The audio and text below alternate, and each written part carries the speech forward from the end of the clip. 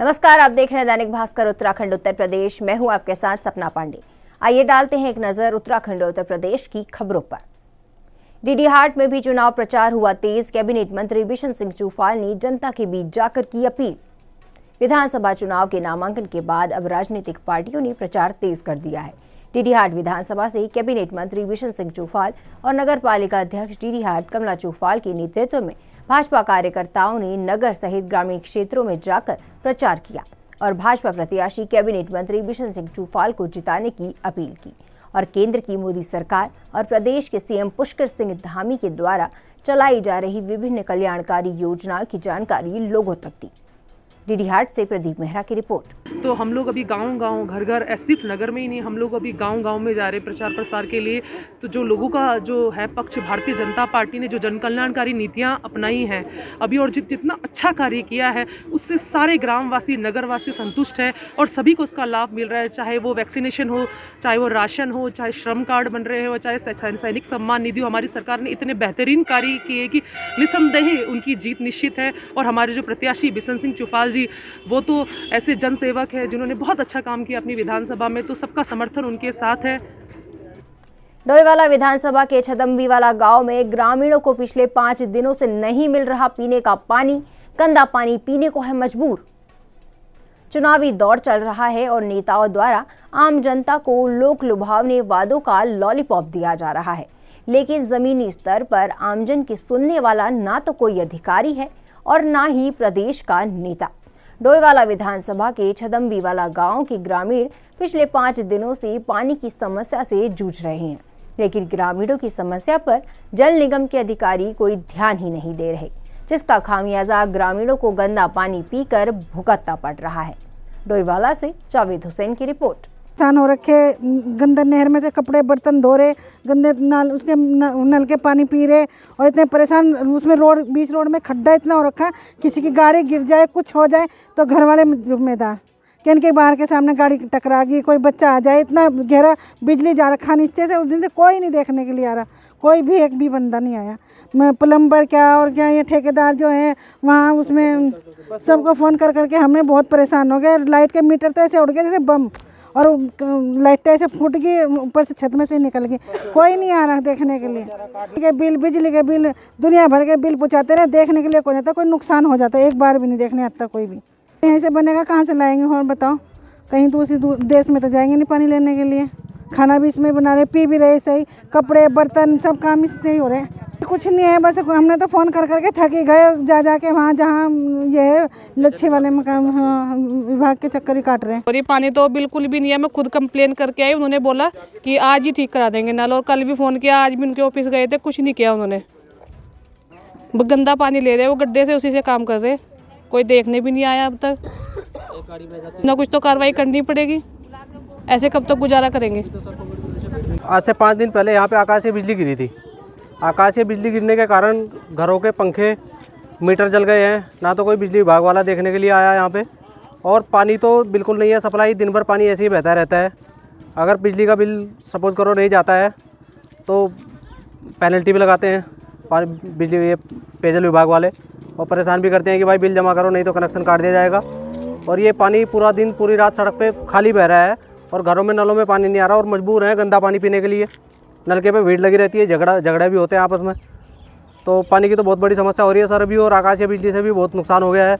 Metre जल गए हैं, मोबाइल, किसी का फ्रिज, किसी का कूलर, वो ऐसी चीज़ें जो है वो जो भी ये मीडिया डिवाइसेस हैं वो ख़राब हो चुकी हैं बिजली गिरने से, पर कोई देखने के लिए नहीं आया। और पानी के लिए भी कई बार जाके लिखित में कंप्लेंट भी कराए, फ़ोन भी किया है। सब ऐसे बोल देते हैं कि अभी हो जाएगा, थोड़ी देर में हो जाएगा, कल हो जाएगा। आज 4-5 दिन हो गए वेट करते करते सर, कोई नहीं आया है। कोई देखने वाला, कोई सुनने वाला नहीं है।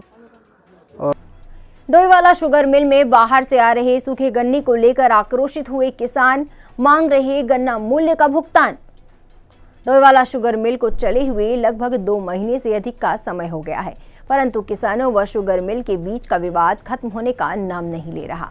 आज किसानों ने मिल प्रशासन पर आरोप लगाते हुए कहा कि मिल के बाहर से आने वाले गन्ने में मिट्टी व पत्ती आ रही है और गन्ना पूरी तरीके से सूखा हुआ है, जिससे आए दिन मिल खराब हो रही है, जिससे स्थानीय किसानों की ताज़े व साफ गन्ने की मांग की जाती है।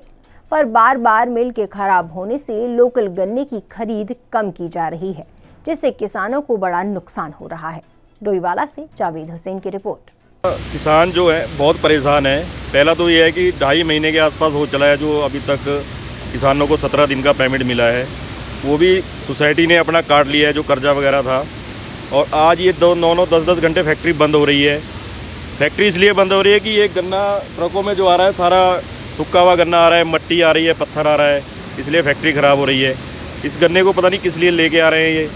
और आज भी सुबह से फैक्ट्री बंद है तो अभी ये चट्टा लगवा रहे हैं, तो ये किसान बेचारे बहुत खड़े हैं सुबह 5 बजे से यहाँ पे, ये दिक्कत हो रही है। बहुत है किसानों को। पिछले 10 दिन से मिल सुचारू रूप से नहीं चल रही है, तो डेली फैक्ट्री 9-10 घंटे बंद हो रही है। और पिछले 3 दिन फैक्ट्री ख़राब रही, वो इन्होंने उस 3 दिन में क्या किया क्या नहीं किया किसी को कुछ मालूम नहीं है।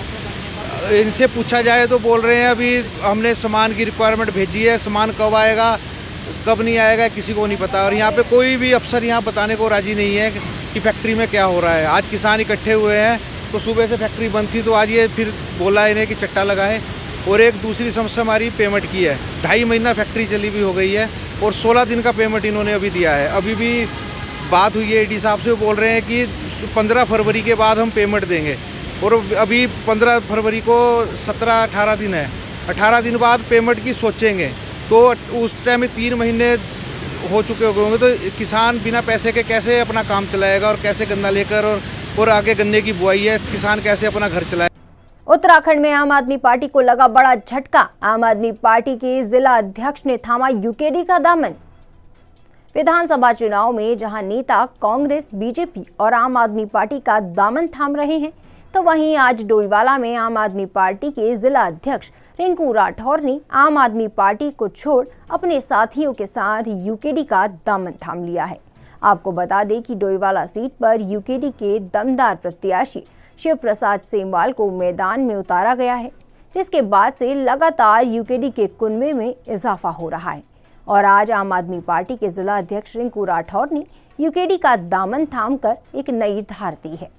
डोईवाला से जावेद हुसैन की रिपोर्ट।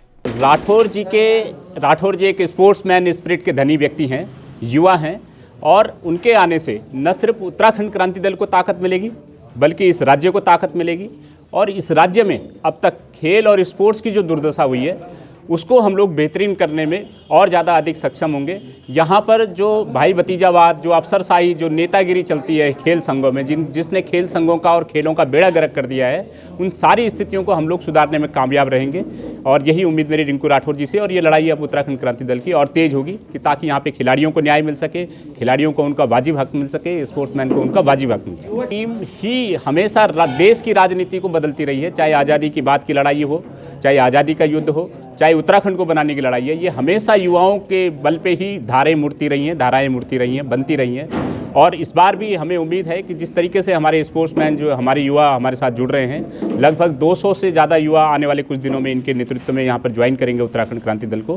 तो जाहिर सी बात है कि इससे उत्तराखंड क्रांति दल की भी ताकत मिलेगी और डोईवाला की जनता को भी ताकत मिलेगी। उनकी अन्याय और शोषण के खिलाफ जो जनता की लड़ाई है उसको भी बल मिलेगा। ये आम आदमी पार्टी जो केजरीवाल जी की नीतियां हैं वो सही नीतियां हैं, उनके प्रभावित होकर हम आम आदमी पार्टी में गए थे।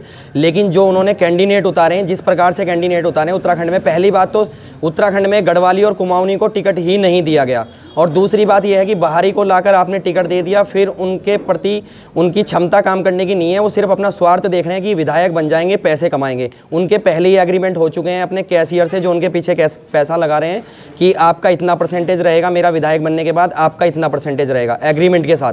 आपने टिकट जी, उन्होंने टिकट, सारे टिकट बिके हैं। आप देख लीजिए, कल हमारे प्रदेश प्रवक्ता संजय भट्ट जी ने भी आम आदमी पार्टी को छोड़ दिया है।